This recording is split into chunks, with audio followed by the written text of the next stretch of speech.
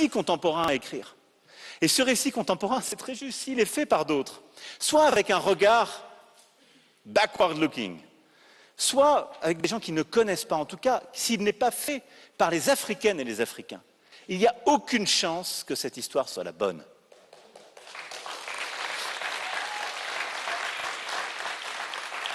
Et c'est aussi une question de souveraineté, parce que ce regard, c'est celui qu'on laisse aux générations à venir, c'est celui qui permet de démultiplier notre force.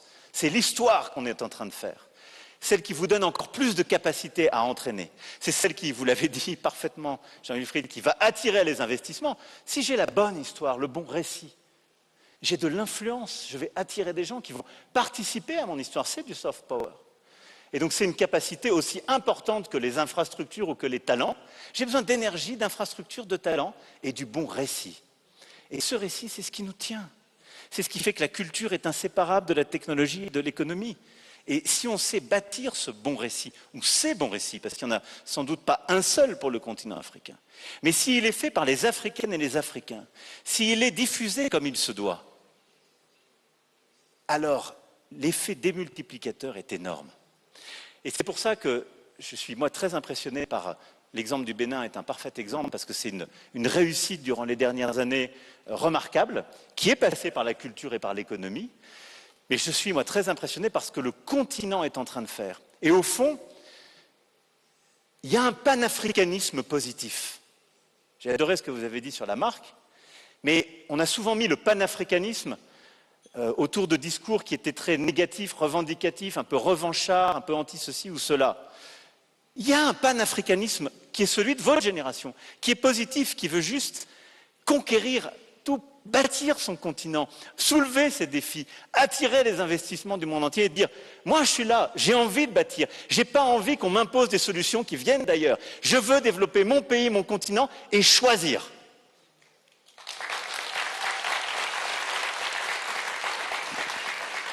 Et nous, notre rôle, et je finirai là-dessus, c'est pas de faire de l'aide, c'est juste de dire « Waouh, nous, ça nous plaît, on veut faire ça aussi. » Parce que nous aussi, vous l'avez dit, la France, elle a toujours été comme ça. C'est une nation qui s'est toujours vue comme plus grande qu'elle-même, parfois en faisant des choses qu'on ne ferait plus aujourd'hui, je l'ai dit et répété, mais parce qu'on rêve plus grand, parce qu'on a construit cette histoire pour nous-mêmes. Et moi, c'est ce qui fait qu'il y a deux raisons qui font qu'on a envie d'être avec vous aujourd'hui et que ce sommet est très important pour nous. La première, on veut, nos entreprises, le gouvernement français, on veut investir à vos côtés parce qu'on est sûr que ça va marcher. Et que l'histoire africaine est une grande histoire, que quand on regarde Europe-Afrique, c'est une évidence, et que ce combat pour la souveraineté technologique, de l'IA, du quantique, des talents, des récits, il est commun. Si vous échouez, on n'a aucune chance. On n'a aucune chance. Si vous échouez, votre jeunesse quittera, on aura plein de tensions migratoires. Donc on veut que vous réussissiez parce que c'est bon pour la France et pour l'Europe. Et il y a une histoire positive à bâtir, totalement inédite, qui est cette histoire du XXIe siècle où vous allez bâtir votre récit, on va défendre le nôtre et on va le faire main dans la main. La deuxième chose, c'est qu'on a destin lié. On a destin lié. Et ce que vous avez décrit, Marois, et ce que vous avez dit comme en fait histoire très belle, et ça m'a fait plaisir d'entendre ça, c'est qu'il y a des millions et des millions de jeunes en France qui sont des diasporas comme vous. Et pendant trop d'années, on leur a dit « excuse-toi d'être d'une diaspora, excuse-toi d'être ceci ou cela, ou fais oublier un peu ». Non, vous êtes 100% française, 100% algérienne. Accumulez-les, redoublez-les, on en a besoin. Parce que c'est un accélérateur pour nous, Français, d'avoir des jeunes comme vous qui sont françaises et algériennes, françaises et centrafricaines, et qui ont envie de dévorer le monde, de conquérir plein de choses, mais qui sont avec nous. C'est très important pour moi. Et donc, soyez fiers de cette diaspora, soyez totalement française et totalement africaine. Et moi, c'est aussi pour ça que je suis là. Parce que dans notre pays, et je le dis pour nos amis kenyans qui peut-être ne le savent pas assez, mais il y a des millions et des millions de nos jeunes qui sont totalement français et totalement africains. Et c'est une immense chance pour le pays. Voilà, je vais m'arrêter là. Mais future makers, you are in fact builders of this common future. And I'm extremely happy to see how proud and solution-driven you are when you speak about your own future. And this is why I'm here. I do believe in the future of Africa. I do believe in the future of your country, William.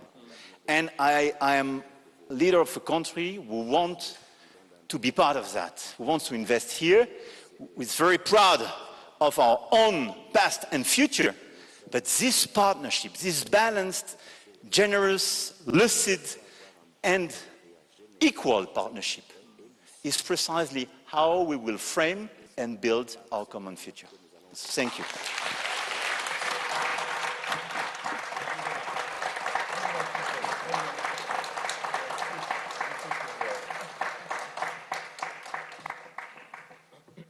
Thank you very much. Thank you to our moderator, Aisha. Thank you, President Macron, and Marwa, and Jean-Wilfred. Please give them a round of applause.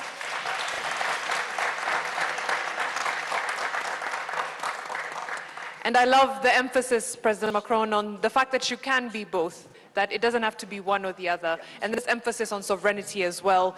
I'll also say that something that Jean-Wilfred said about the brand Africa is definitely conversations that I've been hearing happen, and I can't wait to see a time when Muranga tea from Kenya has the same brand recognition that champagne from France has, right? That fish from Lake Victoria has the same brand recognition that salmon from Norway has, right? And we're getting there. We will get there if we continue to have these conversations, but also get something tangible out of them. I know the fear of summits sometimes is that it's talk and there's nothing concrete, but there will be concrete action points from this Africa Forward Summit, and I think that's an amazing thing.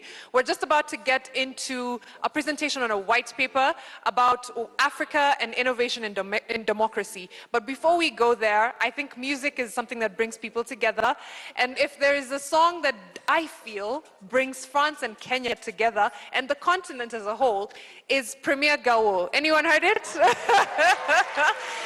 Mr. DJ, I think we just need a little taste of Premier Gawo.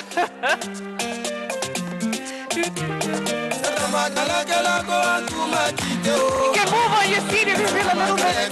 Yeah. Hey.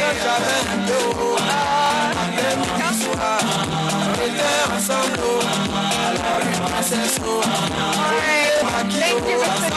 Okay. Oh, we're ready to dance. Okay.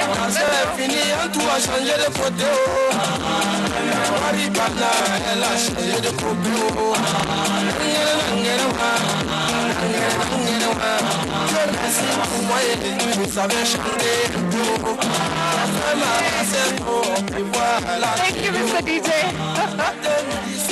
Thank you. I just wanted you to get up a bit. I think I'm correct that Premier Gawo brings Africa and France together. Does it not? It really does.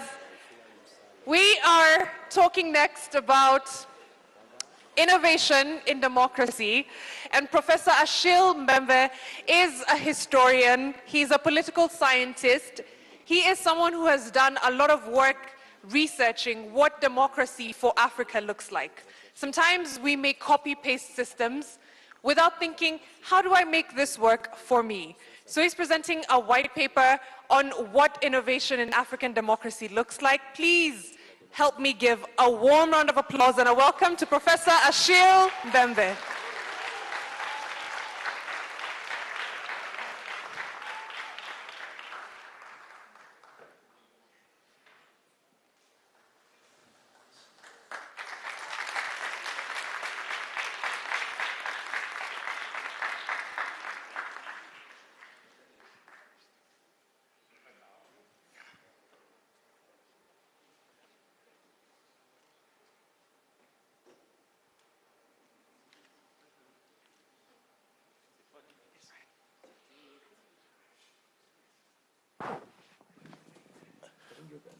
I did prepare some formal remarks, but the atmosphere in this room, I think, invites for something a bit more spontaneous.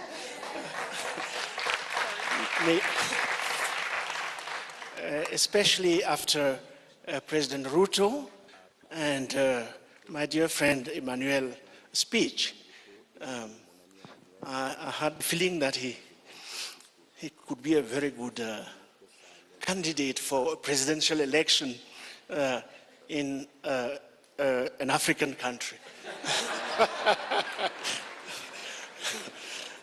So I knew, I have seen him in action a few times, and I'm very happy that I was able to witness the same energy, the same intelligence, and the same commitment to our continent and to the idea of a common world. He ended with that. I was also delighted to listen to President Ruto and to hear about the efforts he has been engaged in making of Kenya a place where no African feel like a stranger.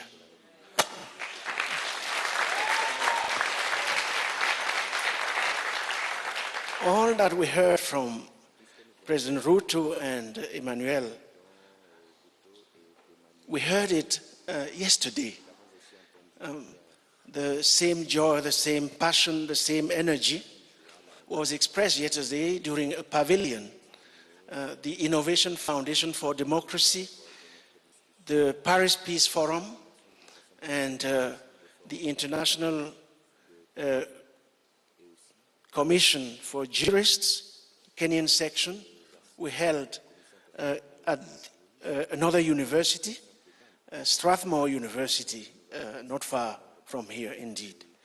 And what we are bringing to you this time is in the form of a book.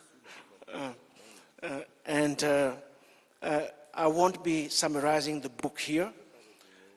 The book contains no less than 60 proposals, which are not proposals for governments, which are not proposals for business, which are proposals for all, beginning with civil society organizations themselves, in the full knowledge that these days, governments, business, and civil society and communities have to work together. There's no other way. And that we have to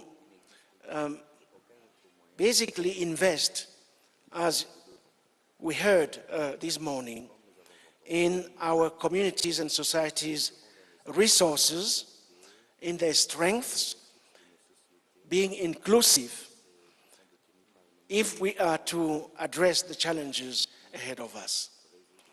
I'll end these very quick comments with one word which came to me as I was listening to the conversation we have had this morning. When it comes to telling the world what Africa is all about. I will say it in French because I really haven't found a proper translation in English. I hope that the translators will do their job. L'Afrique est une réserve de puissance et une puissance en réserve. I believe that that's what I heard this morning, and I would like to leave it at that. So this is the book. Voilà. It's a lot of reading for the two presidents, but since they read so well, I'm sure that they go through it. Thank you very much, and excellent. Maybe let's see. Thank you very much. Thank you very much. Thank you. Bravo.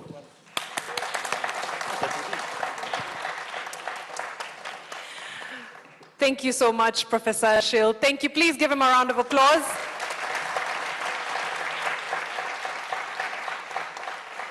And please give President Ruto and President Macron a warm round of applause for co-hosting this summit. This is just the beginning. This is day one. I cannot wait to see what the next 2 days bring. Now we'll take a quick photo session, but I'll hand over to Mike to run us through the photo session. There'll also be a video playing just to give you a historic look at the relationship between France and Kenya. It's going from Ouagadougou to Nairobi. We'll play that in just a minute, but let me hand over to Mike. We'll have a quick session with the panelists, a photo session, just so we can get everyone in the picture, and then we'll hand over to the video from Ouagadougou to Nairobi. Mike? All right, thank you. A clap for Mariam, please, for moderating us very well. Thank you. Your Excellencies, I'll just request that we step forward. I'll request that the panelists may also join the presidents for the photo session.